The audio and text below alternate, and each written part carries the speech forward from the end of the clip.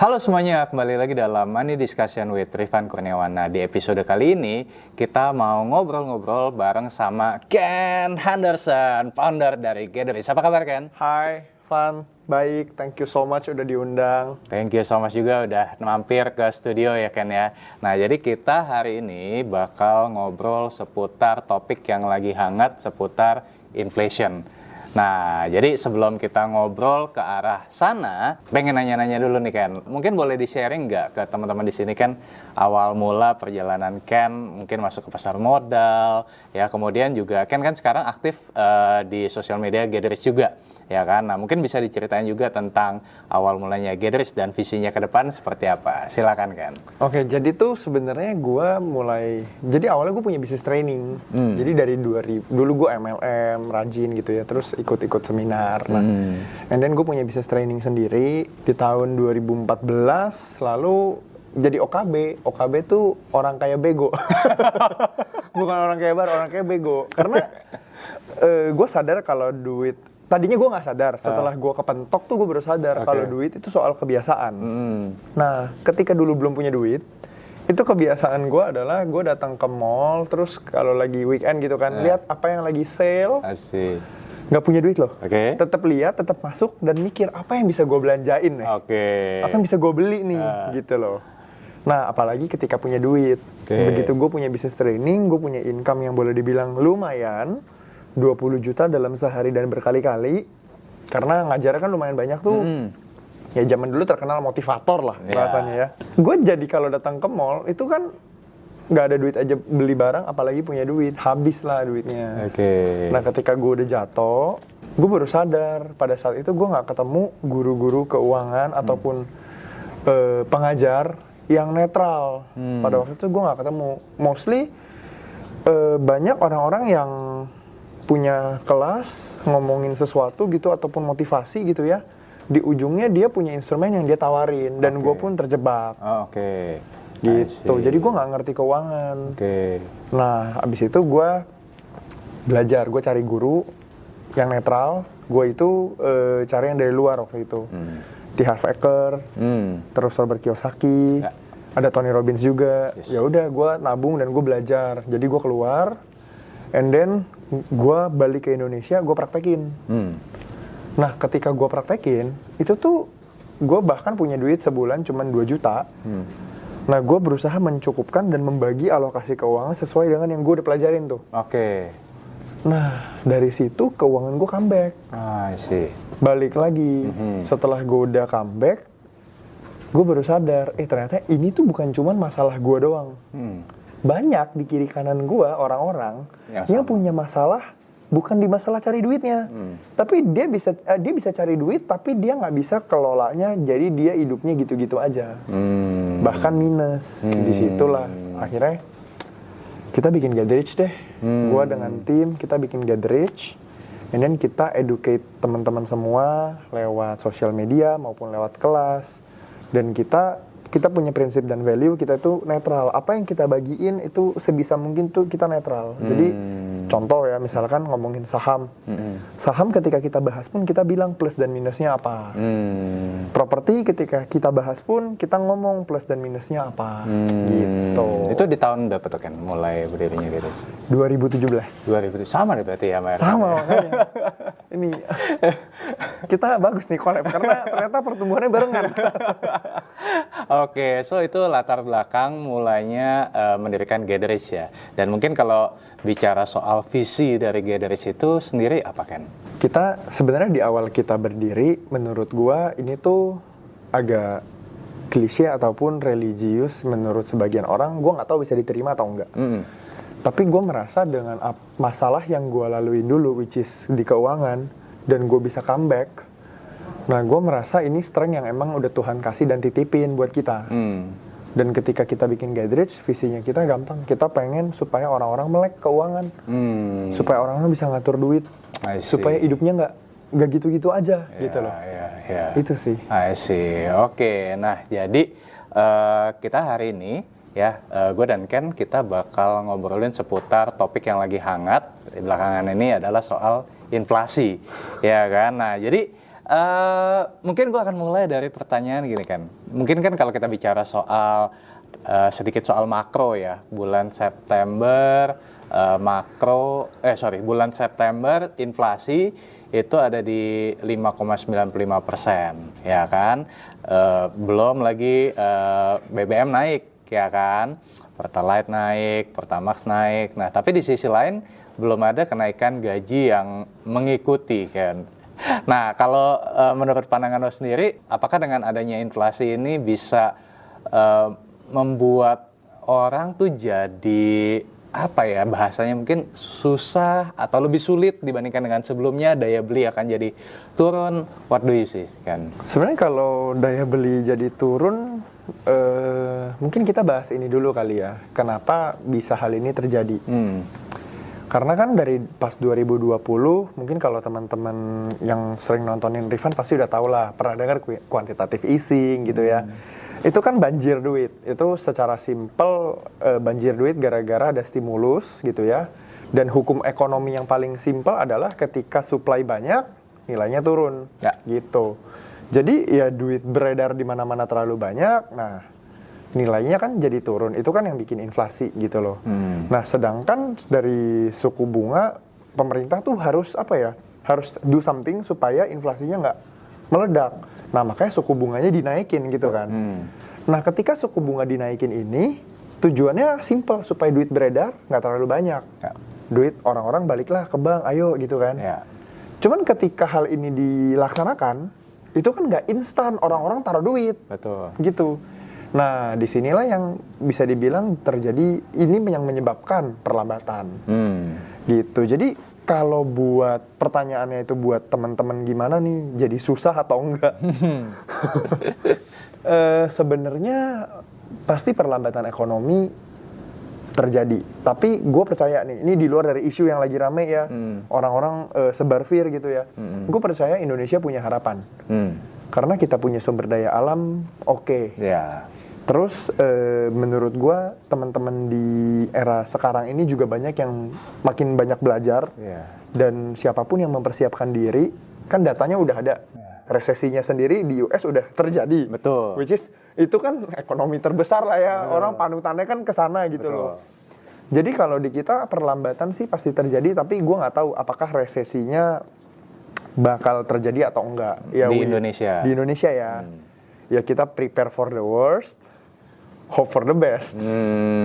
Gitu. Oke, nah jadi kalau kita bicara soal apa sih sebenarnya yang harus disiapin sama teman-teman ya di tengah era kenaikan inflasi ini ya, ataupun mungkin menghadapi potensi resesi. Nah, apa aja sih sebenarnya yang mesti disiapin dari sisi keuangan, Ken? Kalau kita tahu nih ya, itu kan kalau resesi secara makro lah. Ya. Kita mungkin nggak punya kontrol atas itu gitu. Yang bisa kita kontrol keuangan kita sendiri sebenarnya. Apa yang di tangan kita itu yang bisa kita atur gitu. Menurut gua, dan ini ngomongin secara financial planning maupun personal finance ya. Yang penting kita siapin tuh dana darurat. Dana darurat itu ya mungkin teman-teman udah pada tahu juga, 3 kali pengeluaran bulanan dikali jumlah orang yang ada di dalam rumah. Kalau lu single ya berarti 3 bulan. Kalau lu punya pasangan berarti 6 bulan. Nah, tinggal lu kali itu berapa orang. Kalau pasangannya 2? Nah, banyak tuh. Pasangan 2 udah gitu beda rumah, mamam tuh. Ini jokes ya. Jadi dana darurat, nah itu harus disiapin dan ditambah. Terus kalau misalkan secara dana darurat, lu amit-amit nih dalam waktu dekat belum siap. Nah, solusinya adalah lihat barang apa yang di dalam rumah lu nggak kepake bisa dijual. Nah, itu dijual buat nambahin cash. Itu kan solusi yang boleh dibilang lebih cepatnya gitu loh. Nah, terus selain dana darurat, asuransi juga penting. Karena kalau asuransi ini kan banyak jenisnya. Nah, lu harus pilih sesuai dengan kebutuhan. At least paling tidak lu BPJS tuh ada. Tapi kalau bisa lebih bagus sih swasta. Maksudnya karena kalau BPJS kita tahu itu kan per areal ya. Per areal dan penanganannya juga boleh dibilang speednya berbeda ya dengan yang si asuransi swasta. Gitu. Berarti dana darurat, kemudian juga asuransi.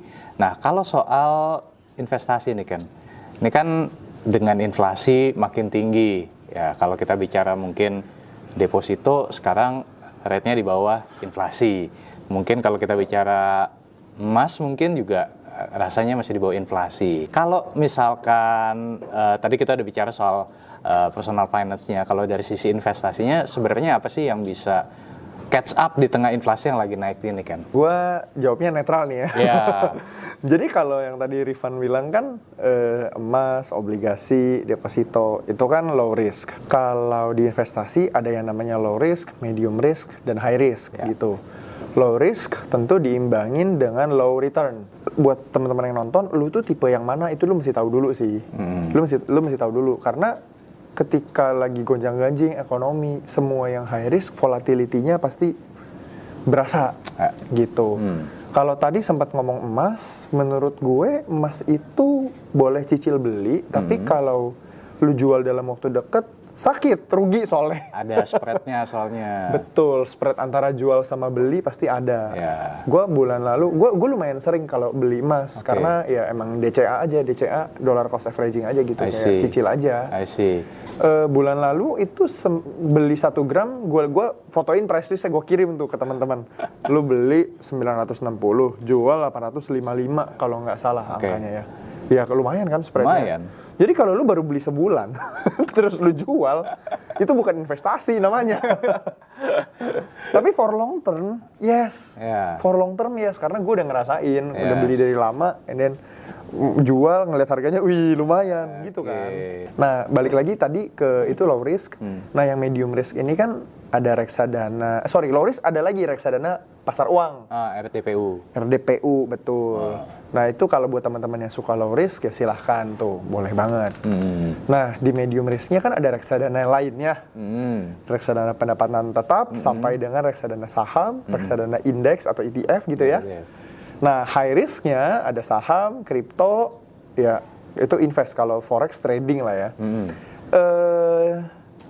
Dari semua yang kita sebutin tadi, kalau saran gue buat teman-teman, meskipun lu tipe yang low risk, lu boleh banget diversifikasi tuh.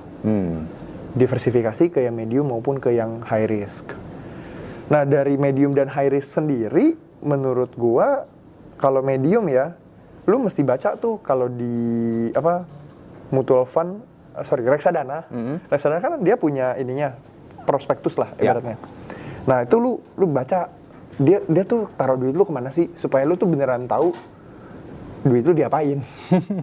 Masalahnya orang malas baca, ya nggak sih? Iya, benar. Ya, semoga penonton ini, teman-teman yang nonton nggak malas baca ya. Malas baca, itu kan semua bisa diakses kan? Betul. Prospektusnya dicek gitu ya. Nah, terus kalau dari yang high risk, kalau suruh bandingin kripto versus dengan saham, ya gue lebih suka saham sih. Karena bisa lu pelajarin, bisa dianalisa gitu ya. Terus enaknya karena kita di Indonesia, negara yang masih berkembang, ya di dunia saham informasi yang diakses jauh lebih banyak gitu loh. Kayak contoh ya, kalau Rifan kan punya kelas juga kan.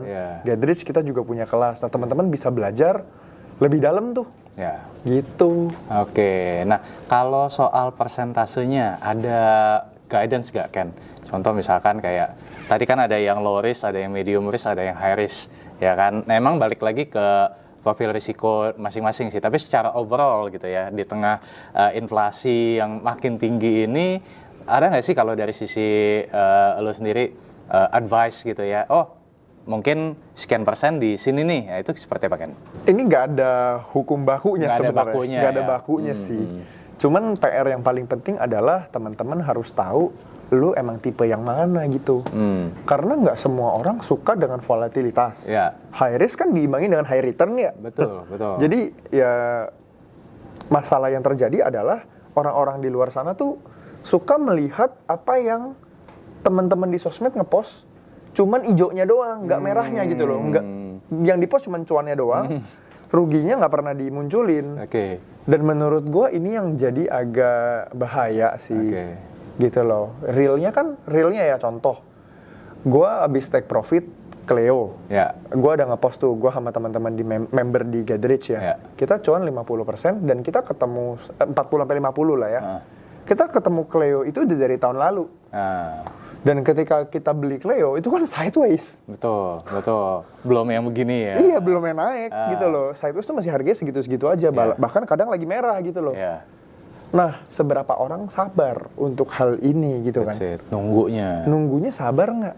Gitu. Jadi kalau balik lagi ke pertanyaan lu, presentase itu menurut gua relatif sih. Kalau memang lu tipe yang low risk, berarti lu bisa taruh low risk lebih banyak dibandingkan dengan si medium dan high. Begitupun sebaliknya, kalau lu tipe high risk, ketika lu cuan lu harus save the profit kan, lu geser lah ke yang resikonya lebih rendah. Oke. Itu sih. Oke. Nah, itu buat guidance buat teman-teman ya. Jadi disesuaikan juga dengan profil risikonya masing-masing ya. Oke. Nah, gue juga pengen nanya gini kan. Ini kalau gue nggak tahu lo ini nggak sih ngelihat fenomena yang terjadi belakangan ini juga nggak sih? Jadi karena ada lah ya beberapa konten-konten di sosial media gitu kan yang penghasilan per bulan berapa segala macam gitu kan. Nah, itu kan gue tau maksud lu. Nah, di satu sisi kan ada pro and cons ya kan. Maksudnya di tengah era ya sekarang ini inflasi lagi tinggi ya kan. Kemudian juga mungkin dibayang-bayangi dengan resesi segala macam. Itu kan menciptakan satu sisi mungkin bisa jadi semangat. Ya kan, tapi di sisi lain kan bisa dibilang ya ini zaman lagi susah ya kan. Kok bisa menciptakan kecemburuan sosial lah mungkin ya kan. Nah, kalau lo sendiri ngelihat fenomena yang terjadi belakangan ini seperti apa Ken? Oke, kalau menurut gua ini personal opinion gue ya. Gua nggak tahu nih kalau teman-teman boleh setuju boleh enggak. Yang ditampilin itu kan buat konten. Cuman mungkin masyarakat kita punya respon yang berbeda gitu loh. Yeah. Sebenarnya kita harus lihat di belakangnya itu sih. Kenapa orang bisa sampai punya penghasilan segitu. Dan perjalanannya apa aja. Karena kalau contoh ya, baru-baru ini yang booming 1,1 M, karena dia kerjanya agen asuransi. Gue tidak menyalahkan dengan kontennya sih. Cuman perlu kita selidikin bahwa pekerjaan dia di belakang itu harus ngapain aja. Jadi jangan cuman enaknya doang kan yang ditampilin. Dan sebagai contoh ya, agen asuransi, kalau dia ngomongin bisa punya income segitu, artinya kan dia punya klien yang banyak, nasabah yang banyak. Ada loh tanggung jawab yang sebenarnya harus mereka lakukan. Dan kadang agen nggak tahu itu tanggung jawabnya. Contoh, nasabah beli asuransi unit link. Berarti kan ada sebagian dananya yang dikelolain oleh si perusahaan asuransi kan. Betul. Si agen ini pernah nggak sih melapor tiap tahun bagaimana pertumbuhan dia punya aset? Nasabahnya maksudnya, nasabahnya punya aset, harusnya kan kalau mau jadi orang yang benar dan bertanggung jawab nih, harusnya lu laporin kan. Nah, ini adalah tugas yang nggak semua agen lakukan. Dan gue sangat salut ketika ada agen yang melakukan hal ini, karena itu menurut gue tanggung jawabnya panjang loh. Kalau kita oprek lebih dalam, dia punya commission itu bertahan berapa lama sih? Gedenya di awal kan. Yeah. Tapi once udah lewat masa itu, dia tetap harus maintain dia punya nasabah loh. Yeah. Sebenarnya itu etika yang benar ya. Betul. Nah, ini kita nggak tahu yang terjadi di lapangan seperti apa. Tetapi yang pasti orang-orang yang muncul dengan income gede dan mereka bahasanya ya booming, viral, kita harus cross check di belakangnya itu ada apa. Jangan sampai kayak public figure yang wow murah banget. Ya kan? Yeah. Karena everything yang dipost di sosial media itu suka ada agendanya. Oke. Nah, kita harus tahu tuh agendanya mau kemana sebenarnya. I see. Jadi jangan hanya melihat atau menilai apa yang tampak di sosial media, tapi juga kita mesti lihat konteks di belakang konten tersebut ya Ken ya? Iya. Oke Ken, kita lanjut lagi Ken. Balik lagi ke topik kita yaitu tentang inflation, ya kan? Kan kalau misalkan inflation, Bank Sentral naikin suku bunga biasanya akan diikuti juga dengan kenaikan suku bunga kredit. Ya, misalkan kayak KPR atau KKB.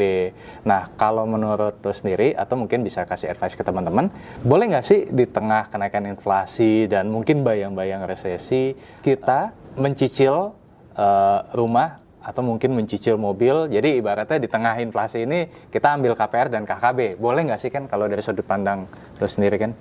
Wah, ini mungkin jawaban gue kontra dengan video TikTok yang viral ya. Katanya jangan beli properti ya. Nah, gimana tuh kan? karena gue ada investment di properti dan ada yang ngerjain properti, jadi gue bisa cerita lebih detail sih sebenarnya. Mungkin kalau KKB gue jawab dulu ya. KKB menurut gue itu konsumtif. Kalau lu pakainya buat konsumtif, jangan. Kecuali misalkan untuk yang ya untuk produktif gitu ya. Iya. Ya. Oke. Tapi secara overall dulu nih, mau KPR ataupun KKB, sekarang bunga masih murah dibandingkan dengan tahun-tahun berikutnya. Oke. Karena kalau kita lihat secara timeline aja, emang sih udah ada kenaikan suku bunga. Tapi ketika lu ngambil kredit ke bank, itu ada yang namanya fixed rate di awal. Betul. Gitu. That's why kalau lu floating, bukan fixed rate ya. Fixed rate itu kan misalkan 5% gitu ya. Selama 3 tahun atau 5 tahun pertama gitu. Itu mau entar floating naik, mau entar suku bunga naik bagaimana juga, lu tetap dengan kontrak yang 5 tahun pertama itu fix bunganya. Ya. Yang jadi bahaya adalah ketika nanti kalau udah floating, gitu. Atau bahkan sekarang kalau lu punya cicilan-cicilan yang floating rate, nah disinilah waktunya untuk lu segera lunasin, atau pindah take over ke bank lain, atau ikut program lain yang fixed rate. I see. Jadi kalau di luar sana orang-orang bilang jangan beli properti dulu, gue akan tanya balik, lu belinya mau buat apa? Gitu.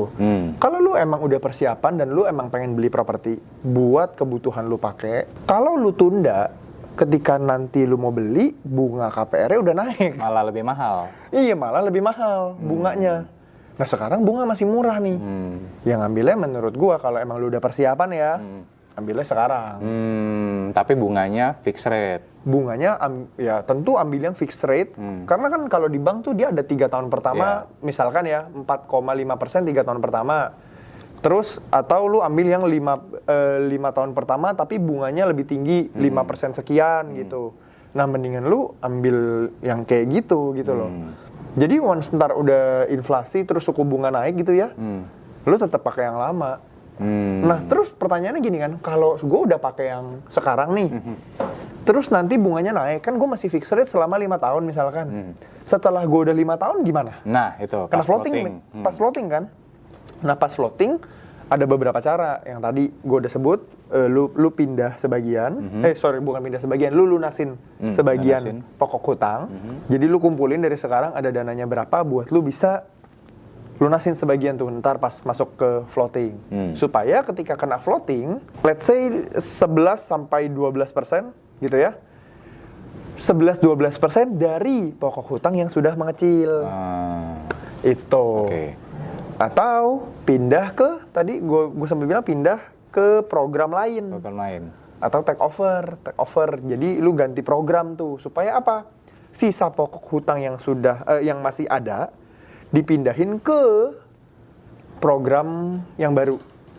Yang fix lagi. Itu. Jadi tetap ya, nggak apa-apa di tengah kenaikan inflation ya, di tengah mungkin ya bayang-bayang resesi, justru teman-teman mungkin bisa manfaatin bunga yang masih murah sampai dengan hari ini, asalkan udah punya persiapannya ya. Betul. Satu lagi, lu kalau misalkan masuk floating, lu sebenarnya bisa nawar sih ke bank. Boleh nggak potong bunganya? Cuman kan kalau kita nawar ke bank, bargaining power kita kecil banget ya. Ya boleh aja mau dicoba, tapi tetap yang tadi sih lebih bagus. Oke. Nah, lanjut lagi Riken. Jadi gue sempat lihat nih di salah satu postingan Negatherich. Nah, gue tertarik sama salah satu postingan Negatherich soal motor listrik, ya kan? Nah, lo kan waktu itu di Gatherich ada compare tuh antara motor konvensional dengan motor listrik. Nah, gue ngeliat, wah ini kayaknya bagus juga nih di tengah kenaikan inflasi, ya kan? Ada beberapa cara yang mungkin bisa supaya teman-teman di sini bisa ngurangin pengeluarannya. Nah, motor listrik itu juga jadi salah satu good idea. Nah, mungkin lo bisa share nggak idea behind motor listrik itu seperti apa sih? Ini tuh sebenarnya sama idenya ketika bohlam LED muncul, harganya lebih mahal daripada tube lamp. Tube lamp itu apa sih bahasanya? Tube lamp. Iya, bohlam yang zaman dulu lah, yang tabung gitu ya. Itu kan cost-nya sebenarnya lebih mahal kalau lu pakai yang tube gitu ya, bukan yang LED ya. LED lu beli di awalnya lebih mahal memang. Tapi bayar listriknya jadi lebih murah. Sedangkan kalau yang tube lamp ataupun bohlam jenis lama, ya itu bukan cicilan, bayar listriknya. Setiap bulannya tarifnya lebih mahal. Tapi enaknya lu kagak usah beli lagi, bohlamnya udah ada gitu kan. Nah, ketika dihadapkan dengan situasi ini, menurut gue teman-teman bisa ngecek secara priority list. Kalau lu emang ada nih dana buat gue beli yang lebih lebih efisien untuk masa depan gitu, ya silahkan beli yang efisien. Tapi kalau udah ada dananya, tapi kalau belum ya nggak apa-apa. Cek dulu prioritasnya mana yang emang harus lu keluarin duit gitu kan. Oke, jadi it's a good idea juga ya buat hitung-hitung buat ngurangin pengeluaran. Oke, Ken. Nah, kalau tadi kan kita lebih banyak ngomongin soal personal finance. Nah, sekarang gue pengen nanya-nanya dikit soal saham nih, Ken. Soalnya karena mayoritas teman-teman di channel YouTube-nya Rifan Kurniawan nih juga investor saham juga, Ken. Nah, jadi mungkin pertanyaan gue adalah, kita kan tahu ya, begitu tahun 2020 pandemi. Nah, ketika pandemi banyak investor-investor baru atau kita sebutnya mungkin Coronials gitu ya. Nah, generasi Coronials. Nah, tapi di tahun 2022 ini ada investor yang masih tetap survive sampai dengan sekarang. Tapi ada juga mungkin beberapa investor yang mungkin udah lempar handuk gitu ya.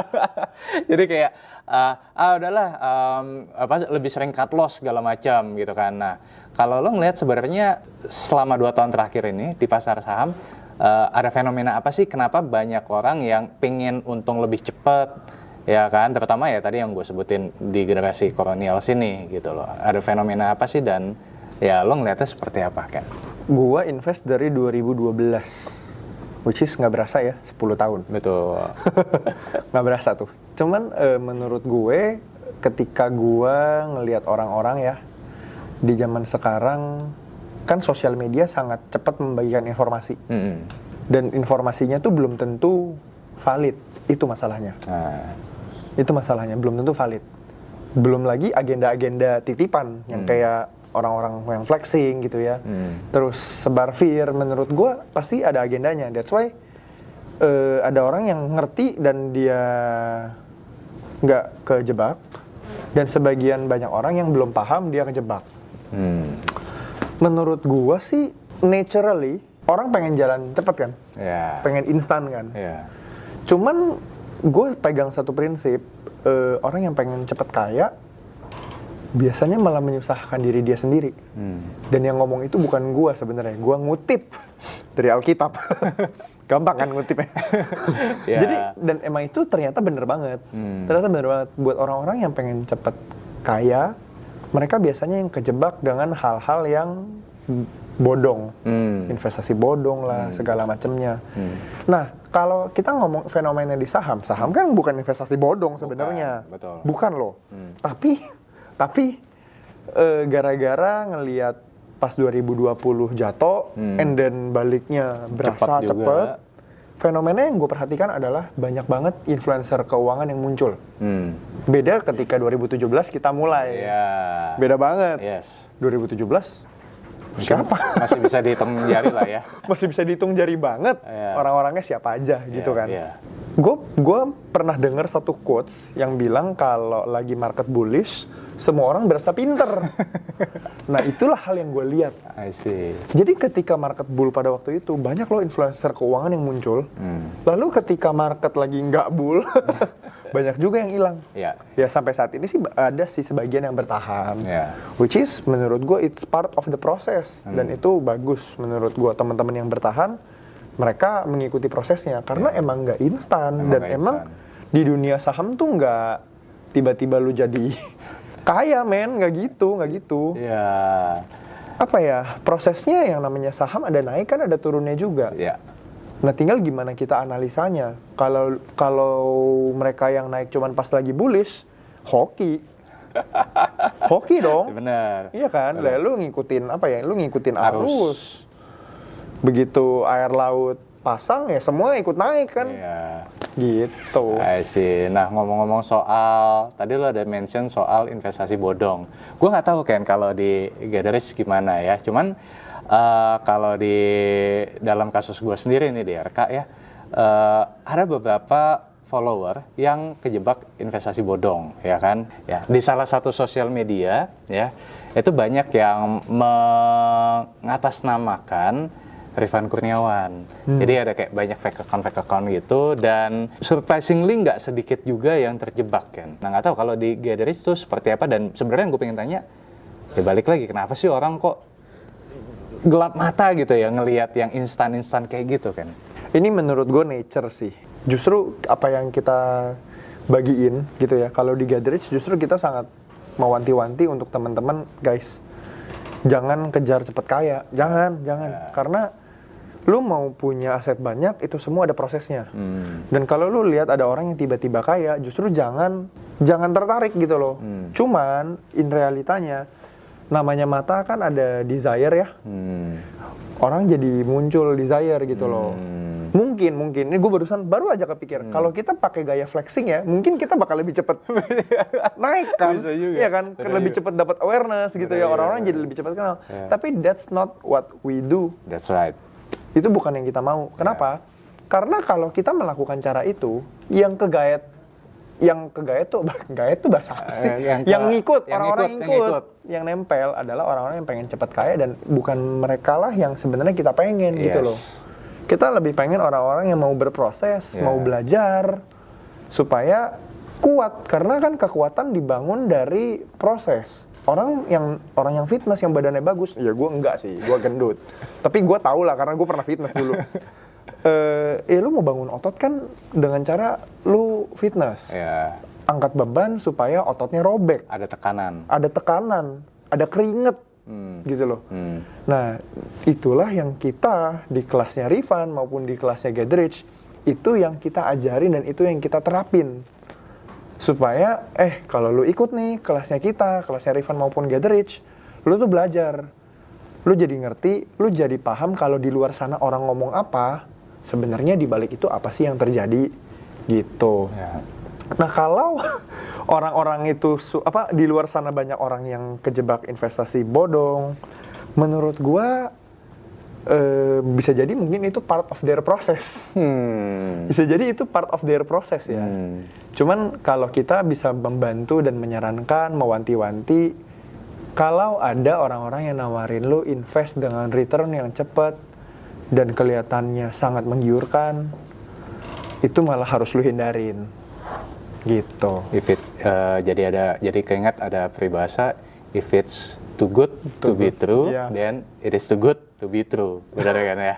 Iya. Ya kalau too good to be true ya lu mesti hati-hati lah. Sama satu lagi. There's no free lunch in the market. There's no free lunch in the market. Yes, korek banget teman-teman. Oke, nah ini mungkin pertanyaan terakhir nih Ken. Ya balik lagi tahun 2023 ada bayang-bayang resesi. Ya kan, tadi kan udah spill dikit ya untuk pemilihan instrumen investasinya.